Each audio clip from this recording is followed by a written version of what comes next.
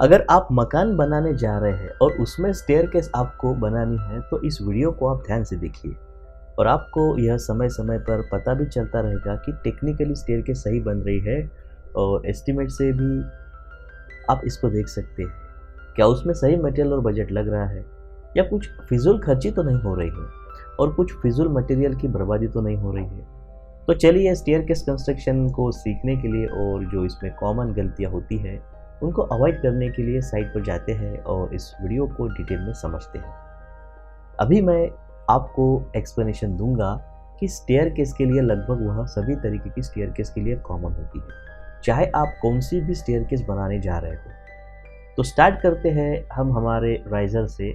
Riser मतलब हमारे staircase का वो वर्टिकल पार्ट होता है और जिस पर हमारे स्टेयरकेस की हाइट भी डिपेंड होती है। राइजर की साइज हमेशा 6 इंच या उससे कम मतलब 4 इंच इन दोनों के बीच में होनी चाहिए। कई जगह पर जगह बचाने के लिए कॉन्ट्रैक्टर इस राइजर को 8 से 10 इंच के बीच में रखते हैं और उसी के कारण काफ़ी एक्सीडेंट्स भी होते हैं और असुविधा भी होती है।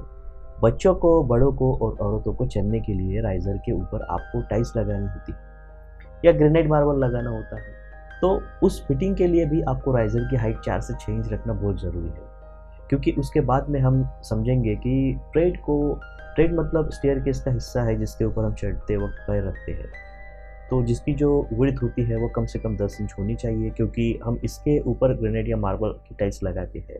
तो हमारी जो टाइल्स होती है या ग्रेनाइट होती है बेसिकली मार्केट में 1 फीट की चौड़ाई में मिलती है। अगर हमने 10 इंच का यह कॉन्क्रीट बनाया तो उसके ऊपर हमारी 1 फीट की टाइल्स, ग्रेनाइट की, मार्बल की टाइल्स अच्छे से फिट होंगी और वहाँ पर 1 इंच का जो हिस्सा है वो बाहर आएगा, तो जो देखने में काफ़ी सुंदर दिखाई देगा। उसको हम मोल्डिंग भी कर सकते हैं।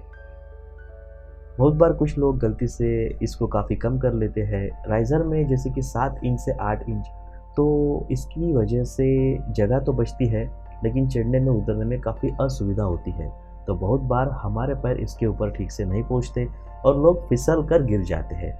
अगर यह पब्लिक बिल्डिंग है तो हमें इसको 1.5 फीट या 2 फीट का रखना होता है, लेकिन हमारे रेसिडेंशियल बिल्डिंग में हम इसको कम से कम 10 इंच से 12 इंच का भी रख सकते हैं। इसके बाद हम बात करेंगे फ्लाइट थिकनेस की, मतलब वेस्ट स्लैब की।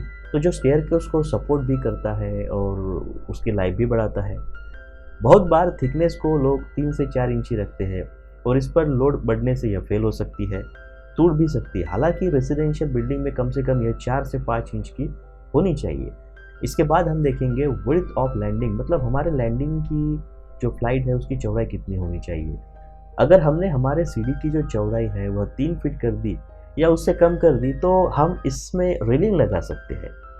तो 3 इंच और भी हमारी जो जगह होती है तो वो हमें कम मिलती है। तो इसी को टालने के लिए हमें हमारे स्टेयर्स की चौड़ाई जो है, लैंडिंग की चौड़ाई 3.25 फीट से भी ज़्यादा रखनी चाहिए। अभी हम देखेंगे स्टेयरकेस का एंगल, फ्लाइट का एंगल क्या होना चाहिए। इसके बाद में हम देखेंगे हमारे स्टेयरकेस का एंगल। जब भी हम ऊपर या नीचे जाना होता है तो उसको एक एंगल होना चाहिए कम से कम 30 से 35 डिग्री के बीच में। अगर जगह बचाने के चक्कर में हमारा एंगल 45 डिग्री से ऊपर चला गया तो यह तो हमारी सीढ़ी है काफ़ी खड़ी हो जाएगी, जो कि हमें ऊपर चढ़ने में काफ़ी दिक्कत पैदा करेगी। तो इसको हमेशा हमें अवॉइड करना है, हमें सही एंगल का चुनाव करना है। अगर जगह कम है तो हमें स्पाइरल स्टेयरकेस का यूज़ करना पड़ सकता है। अगर आपके पास में एंगल की दिक्कत आ रही है तो आपको जो लैंडिंग की हाइट है आप उसको कम कर सकते हैं, मतलब कि आपकी सीढ़ी की जो ज़्यादा आप उसको घुमावदार बना सकते हैं। उससे क्या होगा कि आप ज़्यादा घुमावदार तरीके से जीने के ऊपर जा सकते हैं। उससे आपका जो एंगल है वो 35 डिग्री पर आ जाएगा और आपकी जो जगह है वो भी बच जाएगी। आसानी से आप जीने को चढ़ सकते हो। अभी हम हमारे स्टेयरकेस के हेड रूम के बारे में भी बात करते हैं।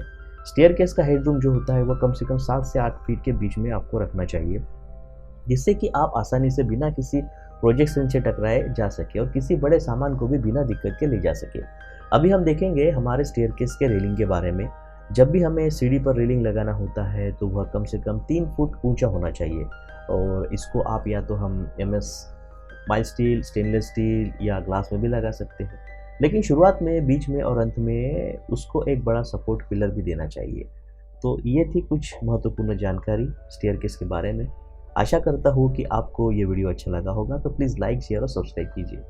तो मिलते हैं आने वाले नए वीडियो में। इस वीडियो में अंत तक बने रहने के लिए मैं पवन संध्या आप सभी का प्रेमपूर्वक धन्यवाद करता हूँ।